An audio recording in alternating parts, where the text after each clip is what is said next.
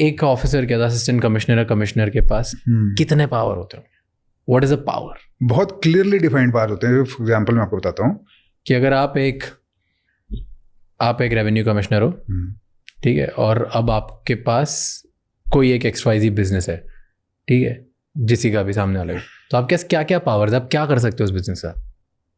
आप revenue commissioner हो, suppose करो कस्टम्स के, हाँ, या GST की अभी बात कर रहे हैं. हाँ. GST के एक एरिया के कमिश्नर हो गए आप, आई एज्यूम.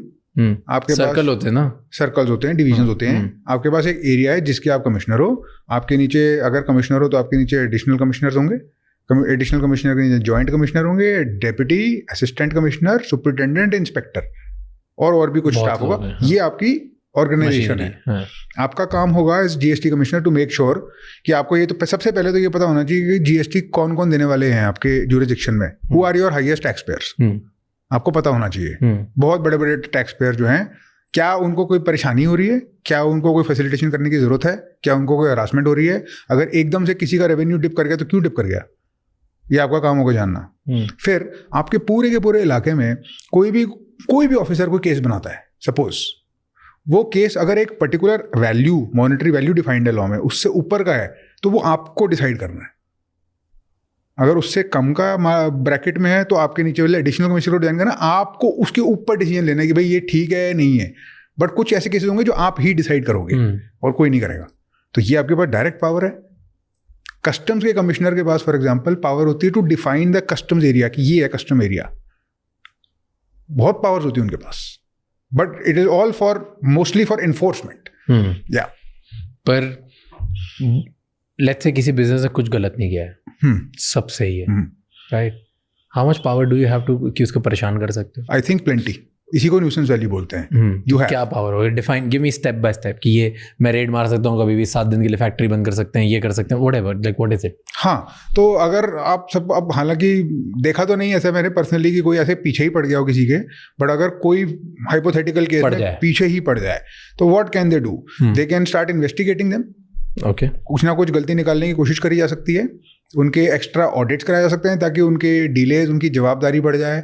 उनके और क्या करेंगे, बस रेट पढ़वा के 3-4 दिन बंद भी तो कर सकते हैं. रेट पढ़वाने के लिए भी कुछ चाहिए होगा, उसके लिए भी ग्राउंड वर्क करना पड़ेगा. ने बोला, कहीं से न्यूज आई, किसी ने इंटेलिजेंस दिया हो तो क्या, कितना ठीक है, मान लिया कुछ भी कर सकता है, रेट कर सकता है. रेट पड़ गई, रेट पड़ गई, रेट पढ़वा के रुकवा दिया, देन उसकी सारी फाइल्स कॉन्फेस्टिगेट हो गई. हाँ, उस फाइल्स को अब छुड़वाने में तुम उसका कोई माल सीज कर दिया कि मेरे को जब तक इसकी मैं काउंटिंग नहीं करता, क्लियर नहीं करता, तब तक के लिए माल सीज रहेगा. तो 10-15 दिन तुम्हारा वो माल अटक गया. हाँ, इतना मशीन सीज, चलो मशीन के ऊपर सीजर लगा दिया, 15 दिन के लिए मशीन ही रोक देगी तो नया भी नहीं बना सकता. इट इज पॉसिबल कि एक्सट्रीम केस में वैसे करेगा, पर अगर इतना ओपनली कोई विक्टिमाइज करेगा तो कंप्लेंट्स होंगी इंस्टेंटेनियसली, और कंप्लेंट स्ट्रांग होंगी, और कोई ना कोई देखेगा उनको. अगर कमिश्नर हो तो तुम्हारे ऊपर एक चीफ कमिश्नर भी है, उसके बाद एक फाइनेंस, उसके बाद चेयरपर्सन भी है, उसके बाद फाइनेंस सेक्रेटरी भी है, उसके बाद फाइनेंस मिनिस्टर भी है, उसके ऊपर प्राइम मिनिस्टर है, और साइड में CBI है. बहुत सारे लोग हैं देखने के लिए कि क्या मिसयूज, गवर्नमेंट के पावर का मिसयूज हो कर रहा है, बता के तो देखो. ऐसी स्क्रूटनी होगी कि पसीने छूट जाएंगे. तो तुम सही हो तो कोई टेंशन नहीं. तो नहीं, लॉन्ग टर्म में परेशान करा सकता है. It is true, but that is true for anybody जिसके पास पावर है. बट नहीं, आज की डेट में इतना ज़्यादा डरने की जरूरत. अगर आपने कुछ गलत नहीं किया है तो कुछ नहीं करो. और कोई गलत कर रहा हो, कोई टैक्स चुरा रहा हो तो उसको डरना ही चाहिए. मैंने कहीं सुना था, एक सेइंग सुनी थी, कस्टम्स वाले उल्टी करा के निकालते हैं. मैंने सुना था, एक स्मगलर ने बोला था मुझे ऐसे ही रैंडमली. तो स्मगलर था या क्या था पता नहीं, but he was like shady character. अरे सर, कस्टम्स उल्टी करा के निकालता है. जब आप निकलते हो ना, बढ़िया है. That was a metaphor. मतलब जितने पैसे आपने लिए हैं ना, कमाए, आपको लग रहा है आपका चल रहा है, जिस दिन पकड़े जाओगे एक ही बार में छोड़ लेंगे, उस दिन सारा हिसाब बराबर कर देंगे.